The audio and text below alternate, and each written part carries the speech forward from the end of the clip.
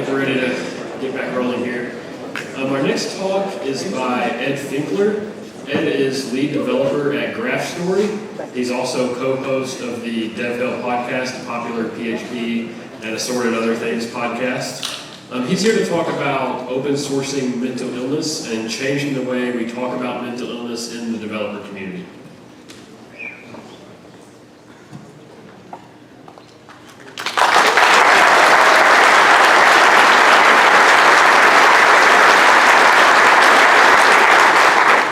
Thank you. It is very, very bright up here. I'm going to need to yell at these people, so if you bring up the house lights a little bit so I can see them when I'm doing that, that would be super awesome. Thank you so much. I appreciate it.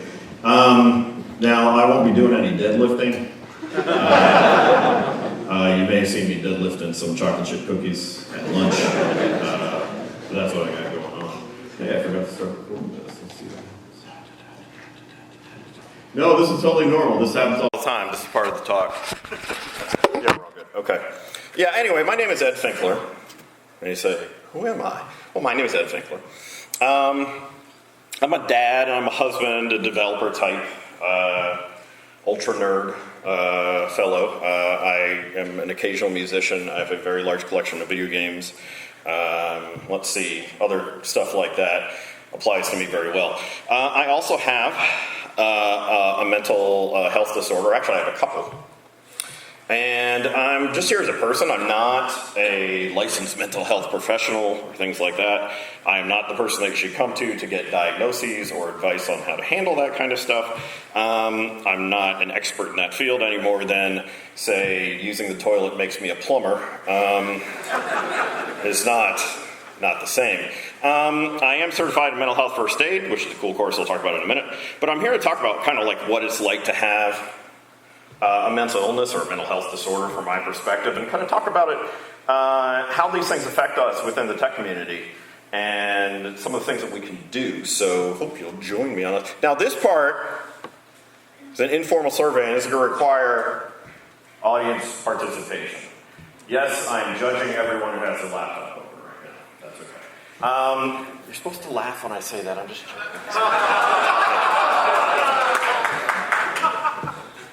All right, so question number one.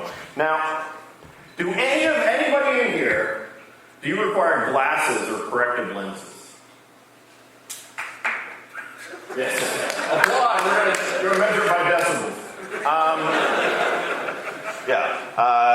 So many of you, are any of you afraid to mention that, to say somebody you work with? Are you afraid to say, you know what, I need something for my eyes now? You might have noticed I am confident, and I'm taking back the glasses and putting them here so everybody can see that. So, is anybody here? You're comfortable talking with, say, somebody you work with, or coworker, friend, or things like that about that kind of thing. Have you ever had anybody say to you when you're talking about, well, I have trouble seeing without my glasses? Has anyone ever said to you, boy, have you tried harder?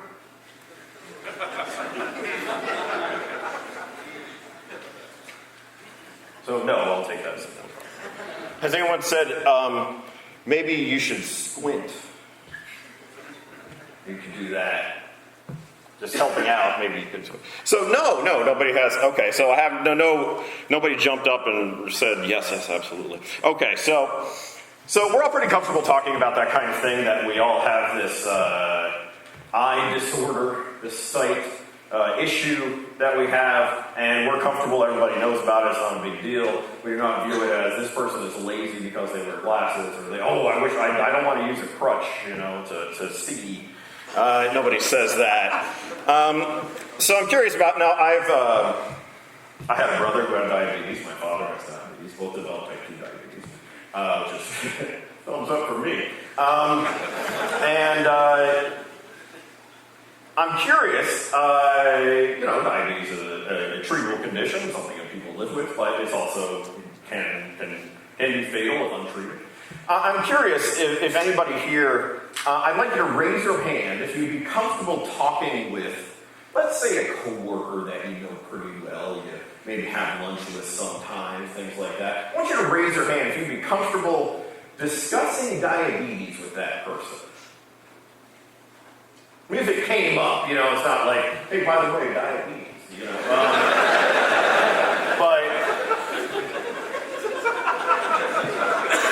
right, all right. Okay, now I'll deviate a little bit. My brother just passed away from diabetes, from cancer. He also had diabetes, but he just passed away from cancer a couple months ago. And, I'm curious about that. Cancer is a very serious thing, a horrible thing. Most of us have lost friends or family from it or known people who have. I'm curious about how many of you would feel comfortable. You think of that coworker that you have lunch with sometimes. If the subject came up, would you feel comfortable talking about cancer of some kind with that coworker that you're thinking about? Raise your hand if you would feel comfortable with that. So, most of you, it seems like, would probably feel comfortable with that. And that's not surprising. We talk fairly openly about cancer nowadays. It wasn't always that way a few decades ago. Now, I'm curious, how many of you would feel comfortable talking with that coworker about a mental health issue?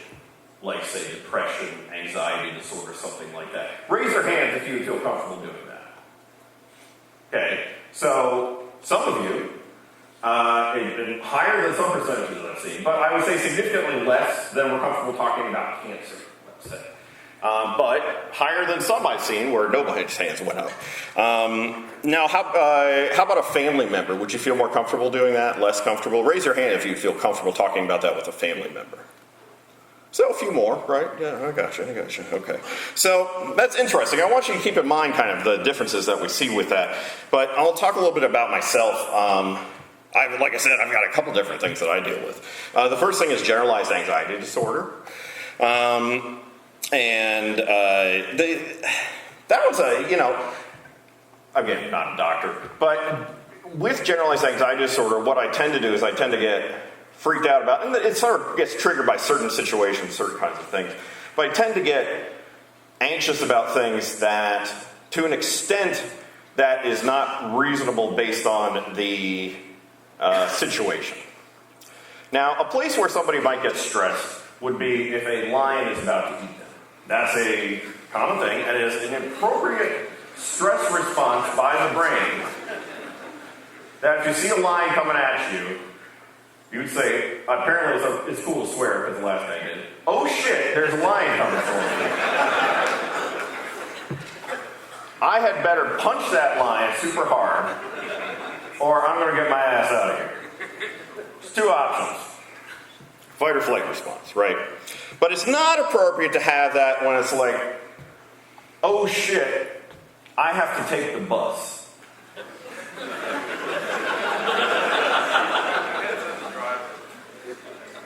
And I do have that reaction to taking the bus. I get really freaked out by things like that. I think, shit, I'm not going to know how things work. I don't know, what, there's a ticket? What do I do? Do I get change back? Can I give them a 20? I don't understand. And I get really freaked out about that. And I think I go in there and everybody's going to be looking at me and I don't understand the rules. That's a big thing for me. I don't understand the rules. Oh shit, I'm not going to do it. I'm going to go hide and I'm going to take a $60 taxi instead of taking the bus. And that's what I do. So that's kind of an example of that generalized anxiety disorder that I have. I also have something called adult ADHD.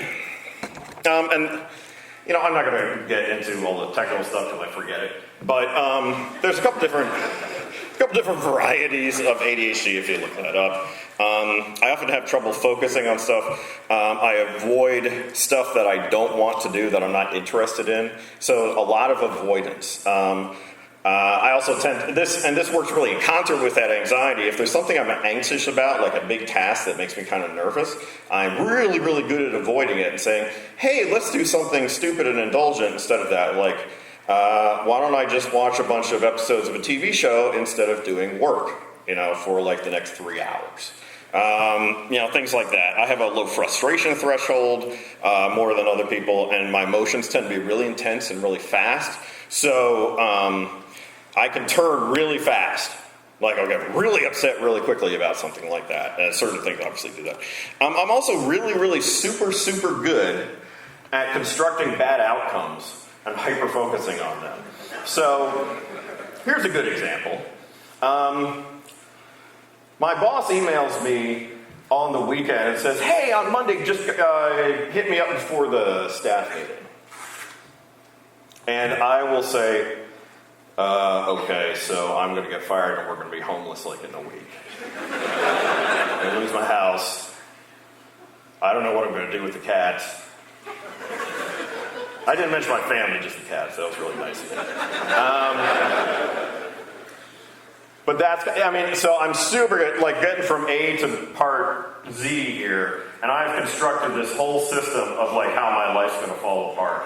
And I'm in the same way fascinated by things where society falls apart and things like that, but I tend to hyper obsess about them.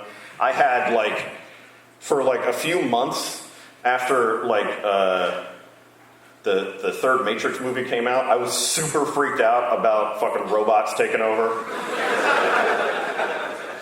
Ray Kurzweil, you motherfucker. Right? And I really focused, I was like genuinely upset about it. Right? Like really like, oh fuck, this is an inevitability I can't escape. But it works like that. And there's some of you, I bet, who are nodding your head because you're like, yeah, I do that too. I mean, I can't see you, but it's okay. There's some of you who are like, oh yeah, that's totally like. And I take some medication for that kind of stuff. I take 4 different primary medications that for these things that I deal with. There's Lexapro, which is an SSRI. It's in the same variety as if you've heard of Prozac. It's a offshoot of that kind of a thing, a selective serotonin reuptake inhibitor. Boost Bar, which is a medication that's an anti-anxiety medication, but also seems to help the effectiveness of SSRIs. I also take Strattera, which is the only thing, at least in the U.S. market, that you can take as a treatment for ADD or ADHD that is not an amphetamine. And pro tip, amphetamines and anxiety disorders don't go together.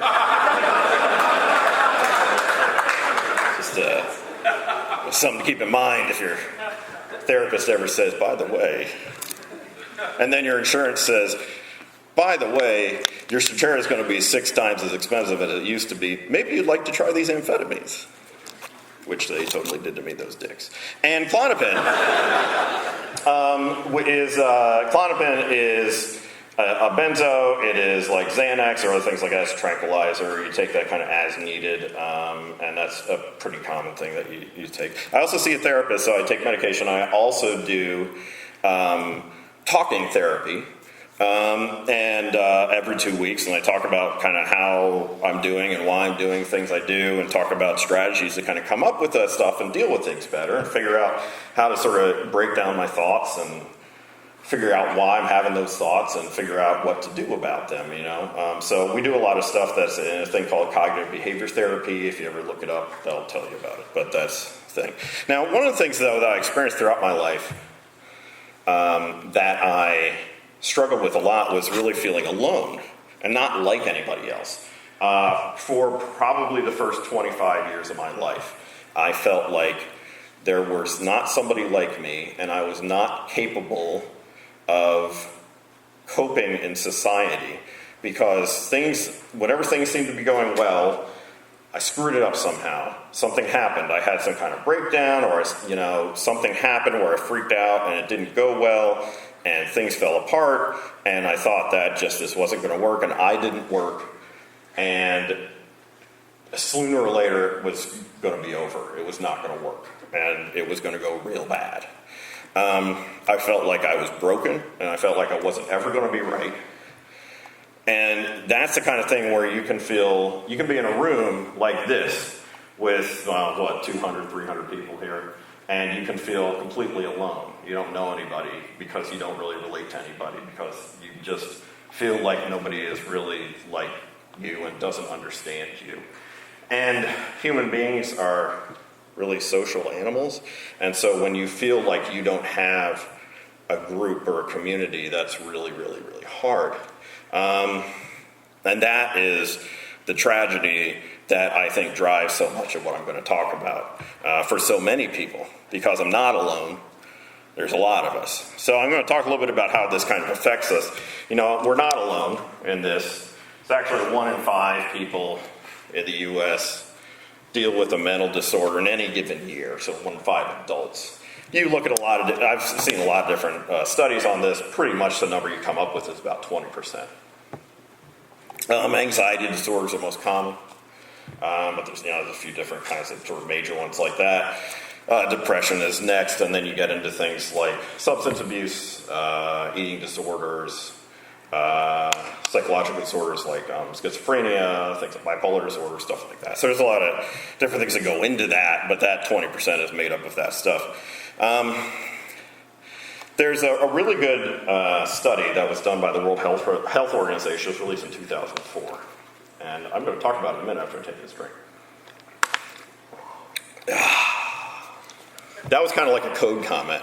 I'm going to take this drink. Drink.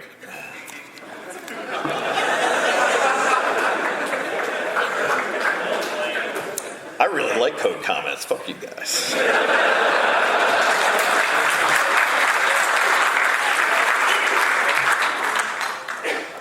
I just had another drink. So in that study, which was called the Global Burden of Disease, they did a comparison of psychological disorders and purely physical disorders that we know about, that we think are purely physical. I'm pretty sure about that. And compared sort of the level of disability that you had with that. And they compared moderate depression as having a similar level of disability to multiple sclerosis or severe asthma. I have trouble pronouncing every time. I'm like, multiple sclerosis? I can't get those words out. I don't know why. I always have trouble with that. I must them up. Yeah. And then they compared severe depression to quadriplegia in terms of level of disability. And there's another metric they talk about, disease burden. A disease burden is this metric they came up with, which is a combination of years lost to disability, really time lost, productive time you can sort of spend living normally, being relatively free in your movement, free to do the things you want to do, blah, blah, blah. And then compared that with premature death, so your mortality rates that you have with that. How soon do people die who have these kinds of disorders? Now, and what they said was the burden of mental disorders, that disease burden, is the largest of all disorder categories in North America, more than cardiovascular disease and more than cancer. Now, the mortality rate, the years, like how soon you die, is significantly higher in cardiovascular disease and higher with cancer. But the years lost to the disability are extremely high when you deal with that. And a quote from that study: in all regions, neuropsychiatric conditions are the most important causes of disability, accounting for around 1/3 of years lost to disability among adults aged 15 years and over. That's in the entire world. It accounts for 1/3 of years lost to disability. That's an enormous number. That is crazy high. And if we talk about economic costs, which, we don't just want to be nice and human beings and interact with each other, let's talk about money for a second. Mental health conditions are the second leading cause of workplace absenteeism. You talk about depression. We're just dealing with depression in these second couple of things. Workers who with depression lose about 5.6 hours a week to absenteeism and lost productivity. Workers without lose only about 1.5. And then if you try to tally up these numbers, always be a little suspicious of numbers that tally up number cost amounts, because it's kind of, it's not like there's paperwork on all this stuff. But they estimate $43.7 billion in absenteeism from work, about 200 million days lost productivity, direct treatment. That's all the money that gets up getting spent on that. So that's a lot. That's a lot of stuff. That's a lot of moolah that people are in doing that. So it's not just like we should be nice to people kind of thing. It actually is a, hey, this really, really screws up productivity. It really messes with our ability to do our jobs and things like that. Now, in August, September 2014, yeah, that's the same thing, yes. I put together a survey for mental health in tech, and I just asked people to fill it out. We got about 1,400 respondents. I had to filter this out because I asked some questions. A lot of the stuff was sort of focused on the U.S., and it was focused on people who are not self-employed. So some of the questions weren't as applicable, and that made it a little problematic, the data we got from that. But this is some stuff that we collected from this. So it gives you some insight into sort of how people feel about mental health stuff within that tech workplace. And so we asked a few different questions, and I'll present some of this stuff here. So one of the first questions we ask is, do you feel that your employer takes mental health as seriously as physical health?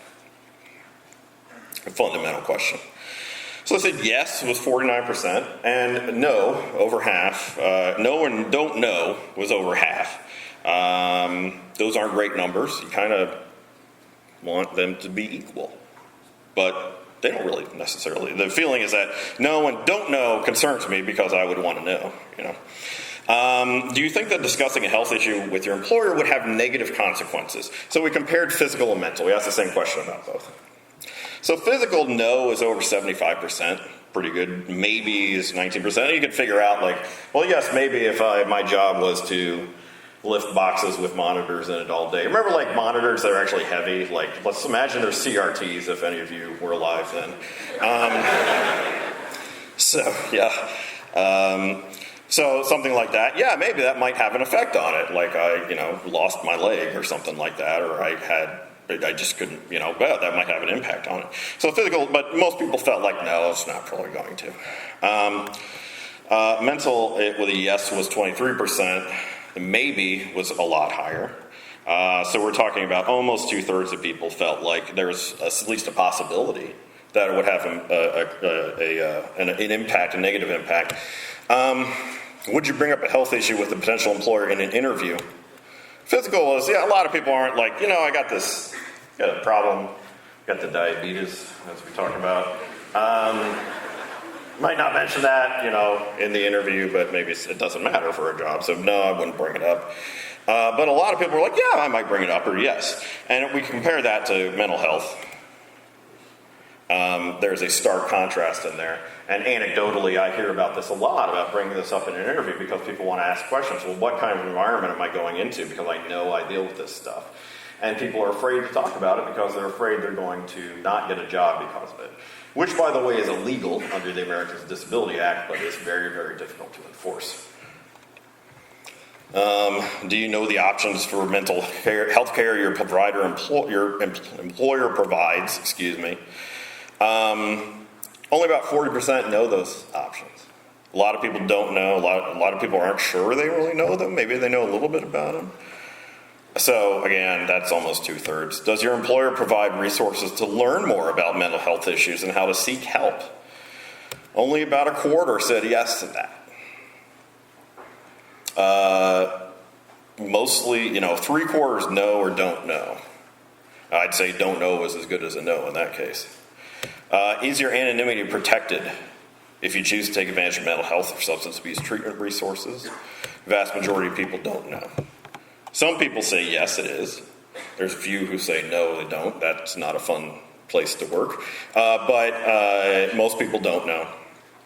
And here's the big one. How easy is it for you to take medical leave for a mental health condition? I personally have done things like I said, oh, I'm sick, or I'm going to see the doctor, or things like that, and just not told work that what was really going on. Like I'm having a really, really terrible day where I'm having terrible anxiety, and I just I can't be productive at work right now. I can't do that. I need to do X, Y, or Z to deal with that.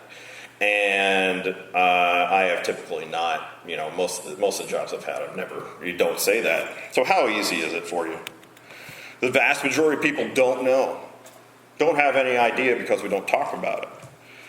A few people say 13% very easy, somewhat easy to 18%, and the rest are difficult or very difficult. At the end of the day, we think about the disease burden that this puts on us. We think about the widespread nature of mental health disorders and how many people deal with it. And the fact is that sick workers don't work, or they're significantly less productive. And we know that, but only 41% of people in the U.S. with a mental disorder received professional help last year. And for people who have depression, half the people who seek help for depression have waited 8 years or more to get any help. Been dealing with that a long time. And the longer you go, the more difficult recovery is. Not surprising. And people who have mental health problems are more likely to seek help if someone close to them suggests it. If they have a culture, a community around them, a social group around them that encourages them to seek help.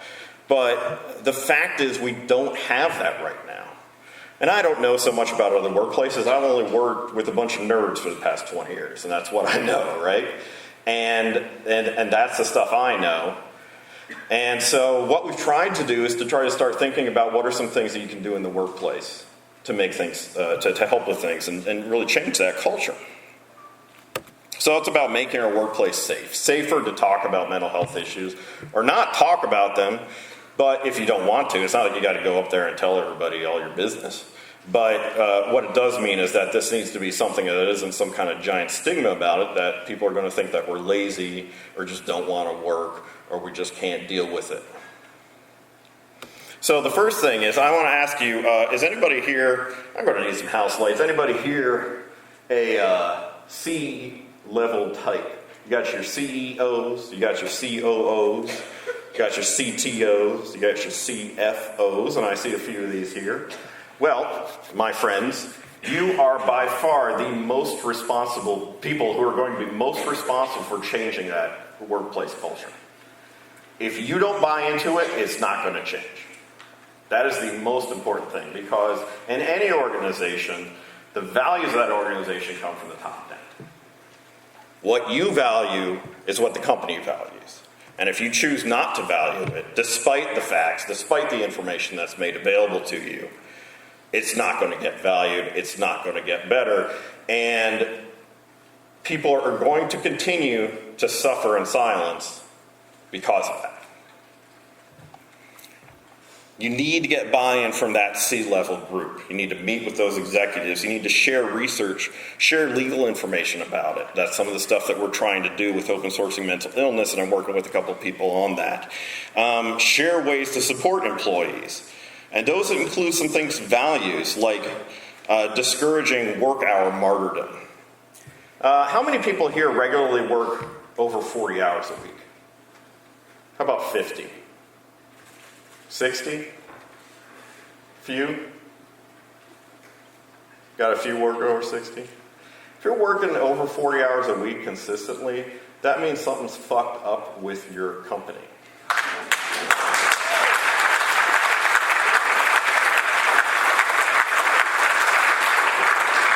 Now, I work at a startup, and I know we're bootstrapping, and I made that choice to do that because I like the people I work with, but it is a pain in the ass. And every time I work some of those, I work a 50-hour week, I work a 60-hour week, that takes a toll. That takes a toll on my family.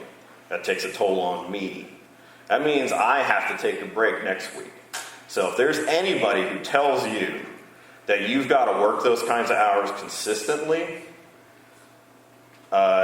you're in the wrong place, because they don't value your health. They just don't. Enforce vacation before it's needed. How many of you have work at a place where you have an unlimited vacation policy? You take a lot of time off? No.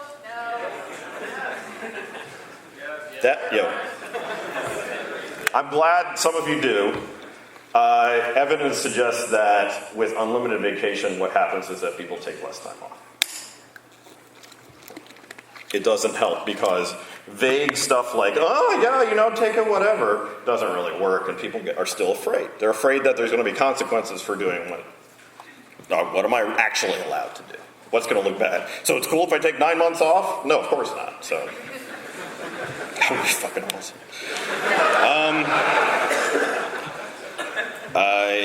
You have to be taught. You have to make sure that any health coverage that you have includes mental health coverage and includes good mental health coverage, Not just like, oh yeah, we'll let you see 5 visits a year. Some shit like that's bullshit. You have to have transparency in your hiring process. When you're hiring somebody, do you talk about that stuff?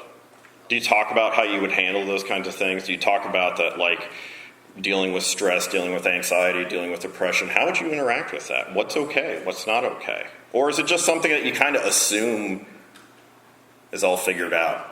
You kind of assume that they would get it. Well, they don't, because they're afraid, they're scared, they're afraid you're not going to give them that job because of this thing that they deal with, even though it does not have to impair their work. You need to have transparency in company practices. How do you go about this stuff? You don't just, one of the worst things you see is people just hand you a handbook and say, oh yeah, assume that you've read it. Well, if it's just on page 240 of your handbook, that means that nobody has read it and they don't understand it. And if you're not communicating people with what's okay in this case, they're going to assume it's not okay to do X, Y, or Z. Or they're going to assume that those things don't exist unless you tell them. And it's important to start researching wellness strategies. Some of that stuff I can get into at a later date, or talk with you after this. But general wellness strategies dealing with the health and welfare of your employees so that they can be more productive, because healthy people are better workers. The second thing I really recommend is something called mental health first aid. I especially think all supervisors and managers need to have this. Has anybody here ever taken mental health first aid? Nobody? Oh, that sucks. Okay. Well, that's good. So the idea is that this provides explicit training for supporting people with mental health needs. It helps you identify potential crisis situations where somebody might be likely to do harm to themselves, which is the absolute most likely thing, or in very unlikely circumstances, maybe do harm to other people.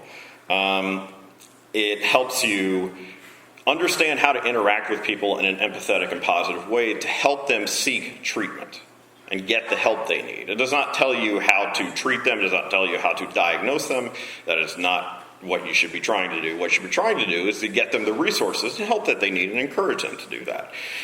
So executives, managers, HR, really everybody can get a lot of use out of it, but it particularly is useful for anybody who has to interact with folks a lot.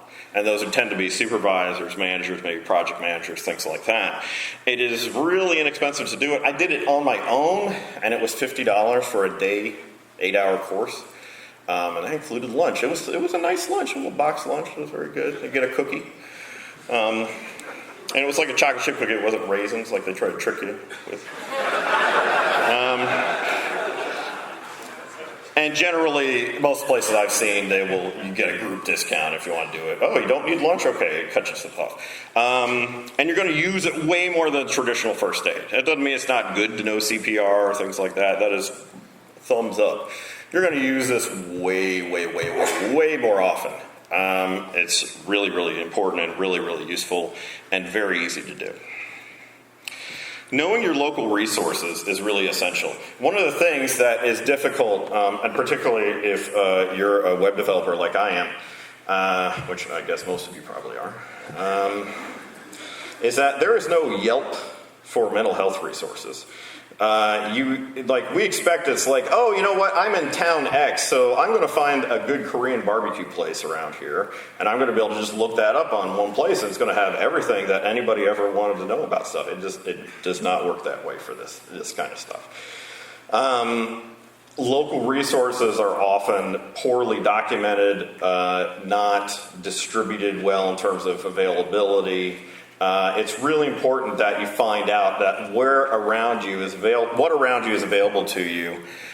Typically that involves getting with a local chapter of an organization like NAMI or Mental Health America or something like that. And those folks are going to have a much better idea of what's available. They're going to know about support groups. They might have support groups in here. MHA in my town sponsors a couple different support groups that... otherwise, you might not know where those things are. They're going to know who works on sliding scales. They're going to know what kind of insurance people take, things like that. And so knowing those local resources is really important because it's going to be different from place to place to place.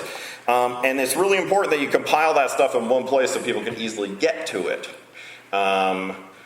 When seeking out help, people are scared to do so because of the stigma that's attached to this stuff. So any kind of like roadblock or like higher grade that you have to deal with makes it really, really more likely that people are going to drop off and not do it. It's kind of like, think about your onboarding process for your website to get people to sign up so that you will go do their laundry for them, or some other stupid idea that we work on. That is, and you really want to get your onboarding process on, and we do A/B testing and crap like that for it. Well, this is the same kind of thing, and it's really, really easy to lose people because they're afraid. So you want to make this as easy as possible for them. Knowing your coverage is another part of that. You got to make your mental health coverage transparent. It should not be hard to find. It should not be hard to locate. Find, locate, those are synonyms. The same thing, but not only should it be something, but you should be proactively telling people about what is available to them. Not necessarily going up and, you don't want to be like, hey, Bob, we've got really good mental health coverage. But have you sent out anything about to anybody that says, hey, here's some stuff? Email, stuff like that. Listservs. Listservs don't even exist anymore. Company disclosure of the benefits plan. Really, really important getting that stuff out there. And opportunities to meet with, say, the insurance reps to answer questions. Making sure that those opportunities are brought up and communicated to everybody so everybody knows that it's available to them so they can ask those questions. They can ask those questions directly and maybe not in front of everybody. That would be a cool thing. And the fifth thing is really this kind of large piece, which is actively engaging and educating, and that's dealing with really awareness, resources, and this promotion of wellness, and all of these things go into this engagement and education. Awareness has to do with stuff like talking to you about what it's like. So, this talk when I started doing this talk, it was really just an awareness talk, and it was really all about just what my experiences have been like. And this kind of changed. It's a little bit of an awareness talk, and it's a little bit of this, a little bit of that. But there are groups that do specifically this stuff for tech, mental health, or the Prompt campaign, which is MHPrompt and MHPrompt.org, MHPrompt on Twitter, MHPrompt.org on the web. They specifically paid to send people to go talk at conferences and things like places like that, or companies if a company wants to have somebody come in and talk about mental health disorders. And I've worked with them a fair bit to go and speak at places like this. They're having a fundraiser right now, by the way, to try to raise $20,000 to send people to tech conferences and things like that to talk about this stuff and talk about awareness issues. The second thing is some of those resources we talked about. We talked about collecting resources, local information, or stuff that's available locally to your employees in your area. Finding online information, finding good online resources, finding tools. There's actually a lot of good, at least on iOS, there's a lot of good. There's also a lot of probably crappy ones, but there's some really good tools that help you with things like anxiety stuff, doing meditation, breathing, junk like that. A lot of hippy-dippy crap, but it actually kind of helps sometimes. So finding those kinds of tools, things that are available, and actually telling people about them. Like saying, hey, this is really cool, you should probably check this out. This is really going to help you. And the reason why I do that is because that helps your employees be better employees. They're happier, they like being there, they know that you give a shit about them. And that's kind of where I want to work, is where people kind of give a shit about me. Teaching techniques, and then promotion of wellness. And that a few things kind of go into that. One is educating in public forums, going and just having people come talk about this kind of stuff. Maybe having a psychologist, psychiatrist come in and talk about some of these issues. Teaching techniques and best practices, things about dealing with burnout and stress, teaching mindfulness, things like that. looking into maybe having or indicating where things are available, peer-to-peer support groups, so that people don't feel like they're the only person in the universe who has this kind of stuff, that no, actually other people deal with it too. And that when you're in a group and that in your community you're not some kind of weird outcast that doesn't fit in, you tend to be a little bit happier and you tend to feel a little bit more at home. And promoting proactive practices, those are things like exercise, nutrition. None of this shit, there's going to be, I've had people say like, oh, you're depressed, you should drink more water. Or, oh, you just need to start running. I sometimes run, and I actually do drink a bunch of water. And those things do help me, but they are no means a silver bullet, and it doesn't magically fix anything for me. And just because it works for me doesn't mean it's going to work for you, because that's how this stuff works. But those things do help in a lot of cases. They don't necessarily solve problems, but they often help people. So doing exercise, nutrition, resting, social inclusion, and peer support. Making it okay for people to say, man, I'm just having a tough day. I'm really, really stressed out. I'm really anxious. Or I'm just really depressed. I'm down. And making it okay for people to say that. And other folks aren't just like a deer in the headlights and like, I don't know what the fuck to do. Sorry, man. I don't know. Maybe I should hit you in the shoulder. But instead say, hey, that's a lot of things that the mental health first aid helps you with, is just teaching you how to talk to people who are dealing with this kind of stuff. So that's really significant. I'll tell you a cool thing that's happened past year, and I'm really excited about. It's one of the reasons I was able to come here. I did a campaign for open sourcing mental illness in 2015 to try to talk about these kinds of things to folks like you. And we needed to do fundraising again to pay for travel and some other stuff. And we had a goal of $5,000. And that's not an insignificant amount of money, at least to me. And I think to most people. And so we did this Indiegogo campaign, which is kind of like Kickstarter, but you don't have to give people anything, I guess. It's like Kickstarter, but you don't actually have to give them anything. So we reached that goal in 2 hours, which was kind of awesome. That was really cool.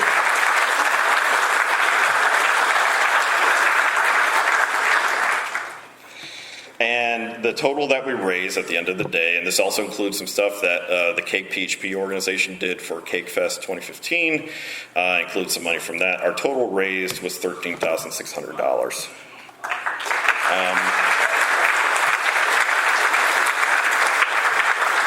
And that's kind of crazy, really. It's kind of crazy that people would give you money and not be like, where's my iPhone stand, dude? But they give that money because they know that this is important, and they know that people don't talk about it enough, and they know that it's not okay the way it is right now. It's not okay. And with this, we got $5,000, and we had the goal of $5,000, and we got way over that. With that extra money, we're working on developing documentation to make these tech workplaces safer for folks with mental health issues, and be able to have some kind of document that I can hand to a CEO, CTO, and say, these are the things your company should be doing. This is an action plan. This is what you can do, and it's really going to help. And we can do that. We can really make that difference. That's really, really cool. And it's because people like you gave that money. And it's really awesome. So thank you for that. Now, I need your help still, because there's a lot of people who deal with this who are scared to talk about it, who maybe are at workplaces that aren't as understanding as some of the ones like I'm at, which I work at a really good place. People are really cool and understanding. And people who maybe aren't as, let's say, sharing as I am about some of this stuff, and are afraid to talk about it. And the fact is that there are people right now who you work with who are either suffering themselves in silence or you're the person suffering in silence. You're dealing with that right now. And the best thing I think you can do is just keep talking about it. Talk about it or tweet about it or email it or post whatever. Just do it now or this break that's going to come up after. So don't leave yet. Do it now, please. If there's anything I've shown here, any of these messages or these ideas or just cockamamie stuff I tried to come up with, it seems like it made sense at the time. You can make a real difference in a lot of people's lives. I want to thank a few people. I want to thank Camille Wilson, Joanna Wu, Jerry Cody, who designed our new logo, which we also have stickers, and there's t-shirts that are going to go out for people who donated, and it's really awesome. Jennifer Kulian, who's helping me develop stuff. She's over at Keen.io, but she's helping me work on this sort of list of action items that people can do. So thank you for making this a better talk, and thank you for making it possible for me to be here. And, I don't have a slide for this, but I really should. Now, I'm here because Taylor asked me to be here, and I'm not like a super Laravel guy. I don't use it. I don't know what the fuck a facade is. I don't know what that shit is.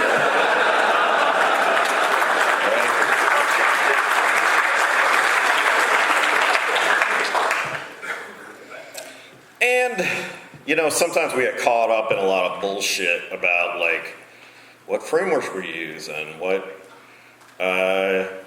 are we defining things with the right words correctly and stuff like that? And, words mean things, and that's important to some extent so that we can all understand what we're talking about.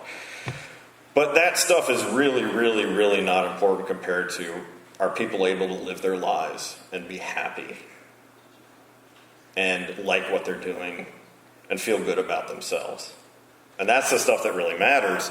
And I'm only here because he believed that was the case. And, I submit this talk to a lot of places, and I get accepted some, and I don't get accepted at other places. And it means a lot to me that he felt like it was important enough to have me here. So I want to thank him personally for that opportunity. I want to thank you for listening. If you want to talk to me more, or you want to learn more about this speaking campaign that I'm doing, you could go to funkatron.com/OSMI.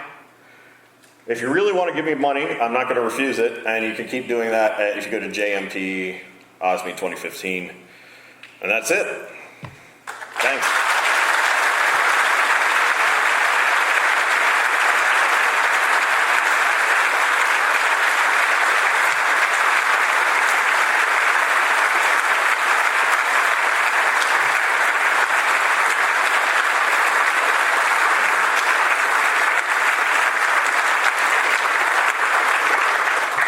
I am over my allotted 45 minutes, but if you want to stick around and have a couple questions, I'd be happy to answer them. If you want to give us like 5 more minutes for that. So does anybody have questions or anything like that? Comments? What got you? Have you? I can't. There's so many people here. I'm sure somebody sees somebody around here.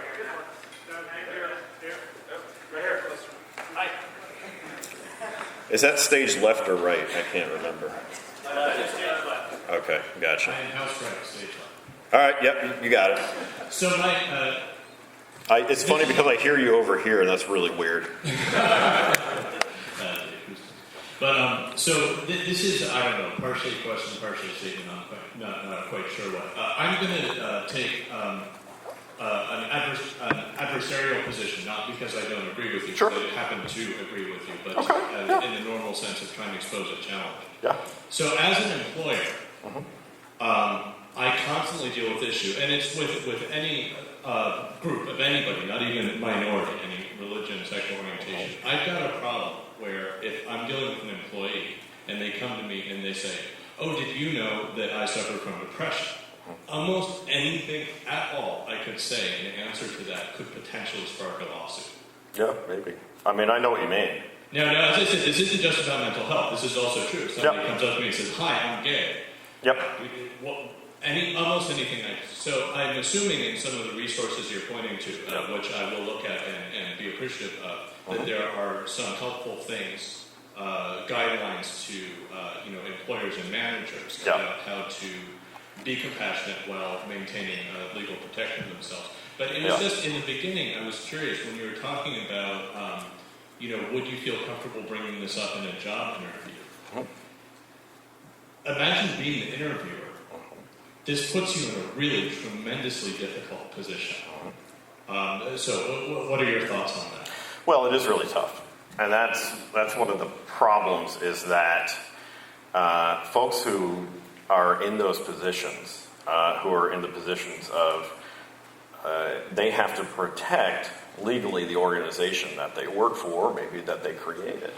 And that is a struggle. And I think that a good amount of the time, anecdotally at least, it is, the responses you get aren't inadequate because people just want to be jerks, but they're inadequate because people are afraid and don't know what to do. So it's my hope that we can give some good information about what you can do and what are ways that you can help and what are things that you can't do in terms of that kind of stuff. I mean, a lot of it goes into, like, I don't know, I'm not a lawyer and I'm not advising you on any of this stuff, but some of it goes into things about the Americans with Disability Act and stuff like that, about what information you can give and not give and stuff like that. But yeah, that's a problem. And there are a lot of legal issues that you get into, and especially in terms of protecting somebody's anonymity, how do I, and things like that are problematic. And I suppose it's impossible to protect yourself in every single way with it and still run a business. Otherwise you might as well shut down. There's always some kind of risk like that. But I think there's a lot of things you can do to mitigate that and minimize it. But that is a real problem, and I think that comes down to, and it is. I think that you fight that with things not being such a stigma, and being more okay to just talk about it. Not specifically. You don't necessarily have to. Not everybody has to be a spear point and be like, I'm this guy, and I'm going to stand up in front of 200 people and talk about this stuff.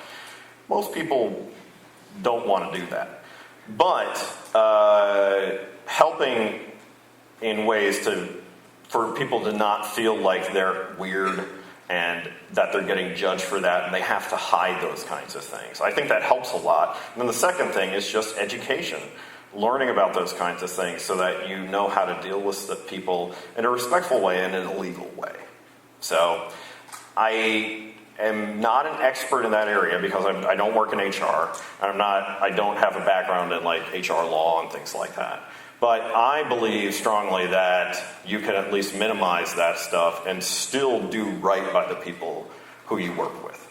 So, yeah, I hope that helped you. Thank you. Another question? Anybody have anything else? All right. Man, I'm glad you guys are pointing them out because I can't see shit down here. All right, so I'll be super quick because I know we're over time. Yeah.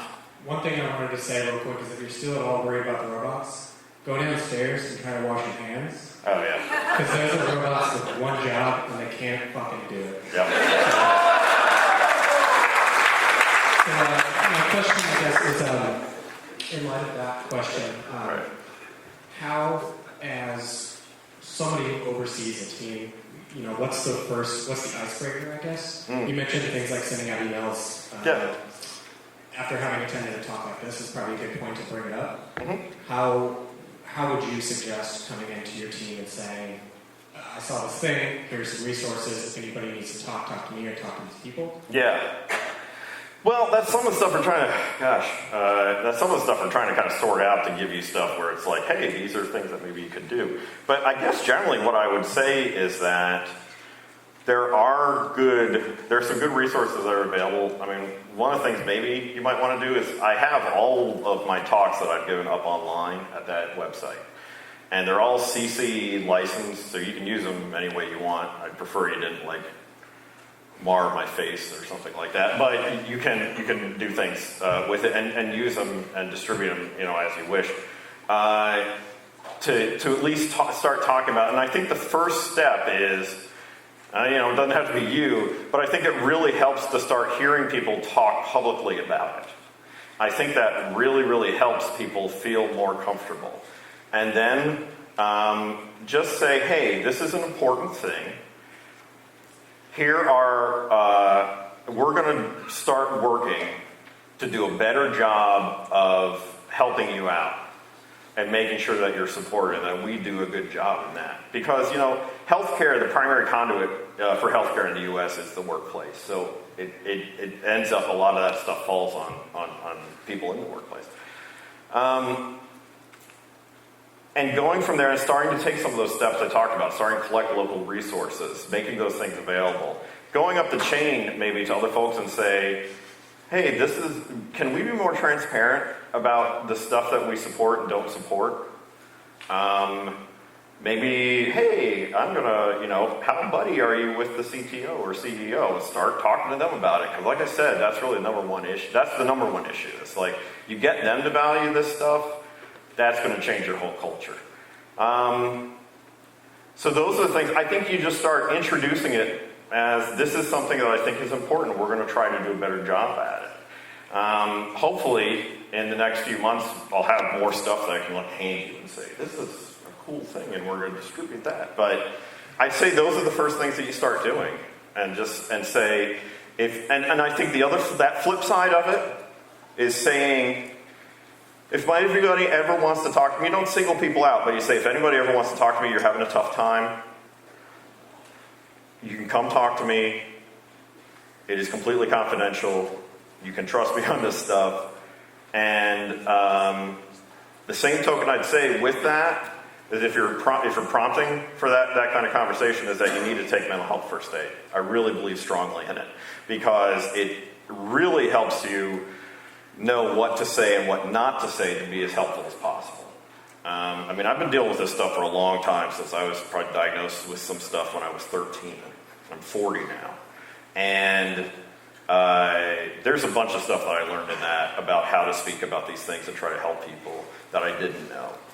And so it really, really does aid you in being able to have productive conversations and not feel like that deer in the headlights where you're like, I don't know what to do, So you at least you feel like there's at least some actions that I can take. So that puts you in a better position to help folks out. So I know we're running late and we should take a break and stuff like that. So if you want to talk to me afterwards. I'll be out there, and I have some stickers and stuff if you want to have some. So thank you so much for spending time here listening to me. I appreciate it.